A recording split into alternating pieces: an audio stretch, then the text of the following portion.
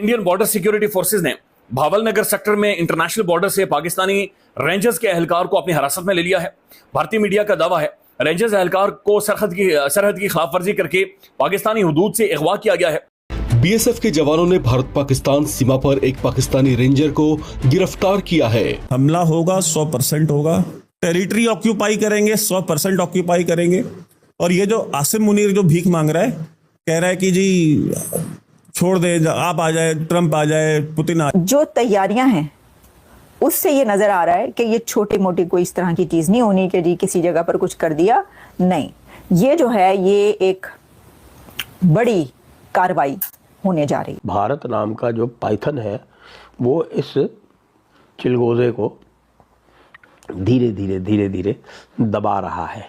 अब इसकी सांसें थोड़ी देर में उखड़ना आरंभ। अगर ये जंग हो जाती है तो तालिबान उधर से शुरू हो सकते हैं। और पाकिस्तान आपको पता है इतना बड़ा पतला सा मुल्क है और 800-900 किलोमीटर उसकी विड्थ है। ये बड़ी जल्दी से बड़े आराम से सैंडविच हो जाएंगे। ये दुनिया का एक लौता मूर्खों का मुल्क है, मूर्खों का मुल्क, जो ये कहता है कि हम अपने ही मुल्क में न्यूक्लियर बम गिराएंगे। ये कहते हैं अगर इंडिया हमारे मुल्क के अंदर घुस गया, असल दुश्मन हमारे सामने आकर खड़ा हो गया है, फन फैलाए खड़ा है और वो हमारी जो सालमियत है, हमारी एग्जिस्टेंस है, उसको थ्रेट कर रहा है और हमारा पानी बंद कर चुका है।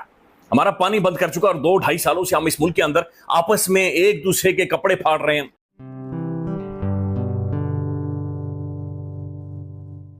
नमस्ते दोस्तों, जय हिंद। निक न्यूज़ बर्नर की रिएक्शन वीडियो में आप सभी का स्वागत है।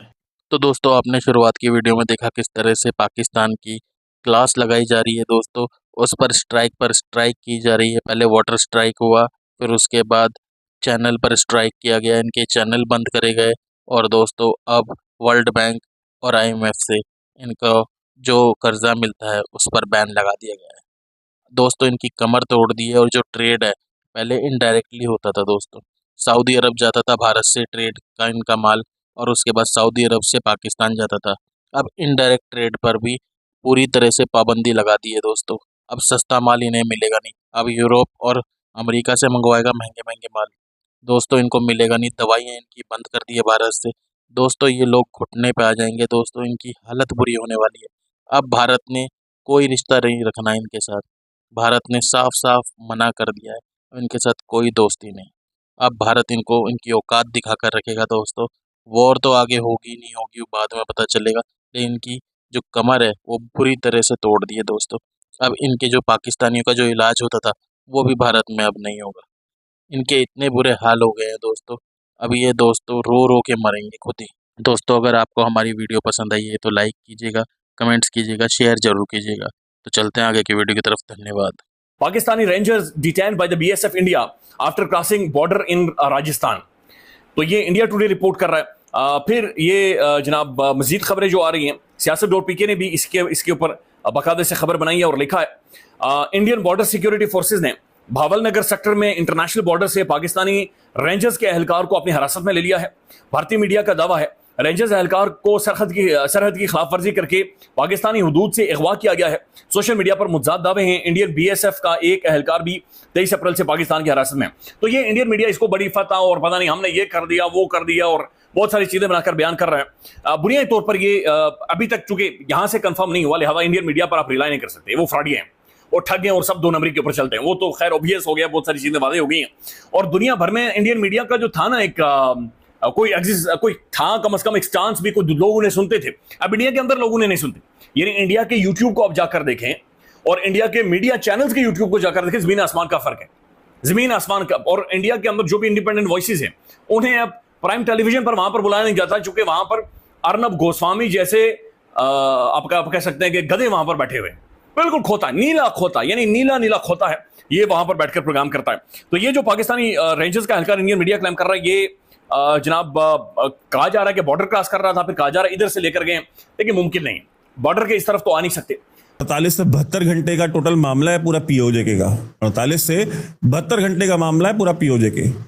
और दूसरी बात, इंडिया ने हमेशा से ये क्लियर रखा है कि भाई हम जब वॉर करेंगे तो हमारी वॉर कोई जरूरी नहीं है हम जहां शुरू करेंगे हम उसी एरिया में करेंगे। इंडिया कोई जरूरी नहीं है। देखिए, और मैं आप सभी व्यूअर्स से कहूंगा इस बात को मेरी आप नोट कर लीजिए और बहुत ध्यान से याद रखिएगा। इस कॉन्फ्लिक्ट के बाद मुझे नहीं पता POK का कितना हिस्सा भारत में आएगा, लेकिन जैसा इंडिया ने पहले किया था, और पाकिस्तान ने ये मिस कैलकुलेशन पहले भी की थी कि इंडिया इंटरनेशनल बॉर्डर क्रॉस नहीं करेगा, बट इंडिया कर गया था। ठीक है, उस हमारी पॉलिटिकल लीडरशिप ने वो एरियाज बाद में वापस कर दिए, लेकिन सिंध का, थरपारकर का, ये जो हिंदू मेजॉरिटी एरियाज हैं पाकिस्तान के अंदर, इंडिया पाकिस्तान बॉर्डर पे, ये थरपारकर हो गया, गुजरात के बॉर्डर पे, राजस्थान के बॉर्डर पे बहुत सारे, और पंजाब के बहुत सारे इस तरह के एरियाज हैं इंटरनेशनल बॉर्डर के जो प्लेन्स हैं। वो फिर कितने दर्जनों किलोमीटर इंडिया उसमें घुसेगा और कितना एरिया कैप्चर करेगा आपको नहीं पता। और ये जो बार बार बोलते हैं ना कि जी हमारे पास टैक्टिकल न्यूक्लियर वेपन्स हैं, अगर इंडिया पाकिस्तान के अंदर घुस करके अगर एरियाज कैप्चर कर भी लेता है तो उन एरियाज में हम न्यूक्लियर टैक्टिकल वेपन्स चलाएंगे। अच्छा, न्यूक्लियर टैक्टिकल वेपन्स क्या हैं? एक होता है न्यूक्लियर वेपन कि आपने गिराया, 2-4 शहर बिल्कुल तबाह हो गए। एक होता है टैक्टिकल न्यूक्लियर वेपन्स, छोटे न्यूक्लियर वेपन्स, ठीक है, वो 2-4 स्क्वायर किलोमीटर के एरिया में डैमेज करते हैं। तो अगर बॉर्डर क्रॉस हुई है या फिर क्या हुआ है, इसके बारे में इतलात नहीं है। देखिए, बात औक़ात ये भी होता है, मैं आज बात कर रहा था एक अहम तरीन शख्सियत से जो कि डिफेंस के मामलों को समझती है। उनका यह कहना है कि बाज़ औक़ात होता ऐसा है कि ये जासूस नहीं होते या स्पाइंग नहीं कर रहे होते, लेकिन किसी ना किसी तौर पर मूव कर जाते हैं, थोड़ा आगे चले जाते हैं चीज़ों को मॉनिटर करने के लिए, देखने के लिए कि उनकी जो असल लोकेशंस हैं या प्लेसमेंट है वो क्या है। इन सारी चीज़ों को सिर्फ एग्जामिन करने के लिए, देखने के लिए थोड़ा सा एक ओवरस्टेप चीज़ों को कर लिया जाता है। और यही चीज़ 23 अप्रैल को पाकिस्तान के अंदर हुई थी। यानी इंडियन जो बॉर्डर फोर्सेज हैं, BSF, उन्हें, उनके एक एहलकार को पाकिस्तान की जानिब से हिरासत में ले लिया गया था।